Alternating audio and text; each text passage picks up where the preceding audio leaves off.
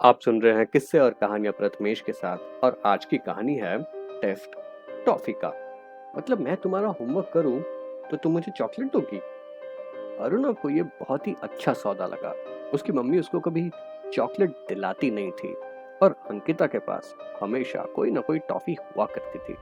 ऐसे मांगने पर तो वो हमेशा चिढ़ जाती थी, पर एक दिन जब अरुणव ने स्कूल में अंकिता को अतिरिक्त टॉफी को अपने बैग के एक छोटे से हिस्से में छुपाते हुए देखा और चुपके से हल्की आवाज में उसे पूछा, तो अंकिता ने उसे स्कूल के बाद बस पकड़ने से पहले स्कूल के नीचे मिलने के लिए कहा। मेरी कॉपी ले जाओ और होमवर्क करके ले आओ, कल तुमको टॉफी दे दूंगी। अरुणव ने हाँ भरी, कॉपी फटाक से बैग में डाली और दोनों अपनी अपनी बस में चढ़ गए। हाँ, आज उसको अपना होमवर्क करके ट्यूशन खत्म करके 1 घंटा ज्यादा बैठकर अंकिता का काम खत्म करना होगा, लेकिन आखिर 1 घंटा कीमत ही क्या है उस टॉफी की जो खुशियों की पथरीली बर्फ तब्दीली बूंद हो। अगले दिन सुबह अरुणव क्लास के दरवाजे पर ही अंकिता का इंतजार कर रहा था। उसकी बस अंकिता की बस से पहले आ जाया करती थी। अरुणव दरवाजे पर आते जाते हर बच्चे को ऐसे देखता कि जैसे वो अंकिता ही हो। बस आंखों के धोखे के कारण कहीं उसको होमवर्क देना छूट न जाए, तो अपनी क्लास के हर लड़के लड़की को यूं घूर घूर कर देखता कि आखिर फैसल ने क्या ही दिया कि अगर वो दरवाजे से हटेगा नहीं तो वो उसको मार डालेगा। अरुणव जाकर अपनी जगह पर बैठ गया, थोड़ा निराश, थोड़ी आशा के साथ, थोड़ा मुंह में भरे हुए पानी को निगलते हुए, थोड़ा दरवाजे की ओर देखते हुए और थोड़ा फैसल से डरते हुए अरुणव चुपचाप अपनी कुर्सी पर जम गया। मेरा होमवर्क लाए? अरुणव ने ऊपर देखा तो वहां अंकिता खड़ी थी। उसने तुरंत अपने बैग से उसकी कॉपी निकाली और उसके हाथों में धर दी।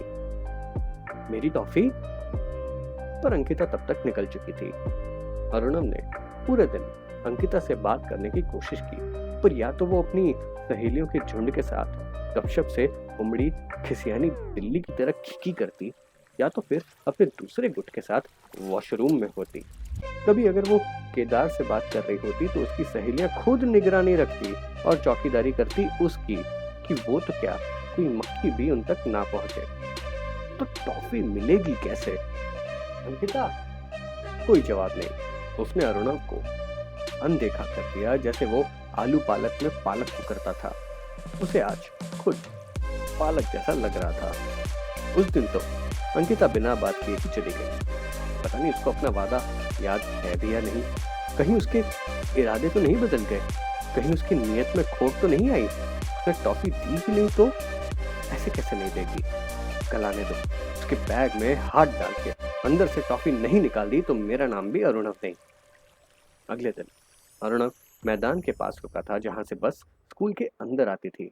जैसे ही अंकिता की बस आई और वो उतरी, अरुणव ने उसका रास्ता रोक दिया। हटो यार, what is this? What is this? Arunav ने अपनी अंग्रेजी की तालीम को उसकी अंग्रेजी की तालीम से मिलाया। वो क्या है ना, औहदे में बराबरी की बात हो तो बात सही पहुंचती है, और अरुणव को तो अपनी बात लगानी थी। व्हाट इज दिस का क्या मतलब? तुमने कहा कि काम करोगे तो टॉफी दूंगी, तुम्हारा काम मैंने किया, टाइम पर लाके दिया, और तुमको मैडम की बिल्कुल गायब? ऐसे नहीं चलेगा। अपने हिस्से का वादा निभाओ और टॉफी दो। बोलिए बिना तो मैं यहाँ से नहीं जाऊंगा।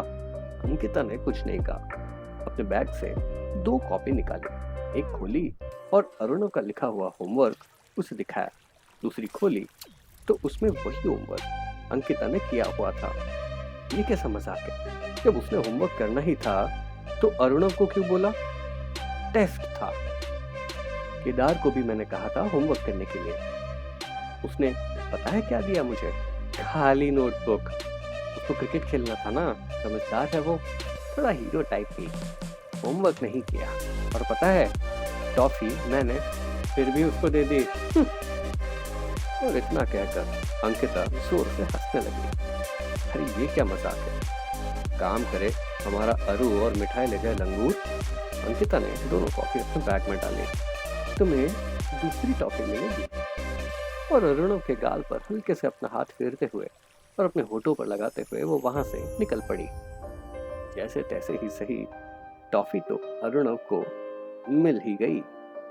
अगर आपको ये कहानी मन चली सी पसंद आई तो इसे लाइक, शेयर और चैनल को सब्सक्राइब जरूर करें।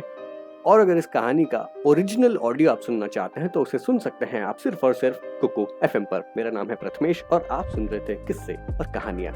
कहानी सुनने के लिए बहुत बहुत धन्यवाद।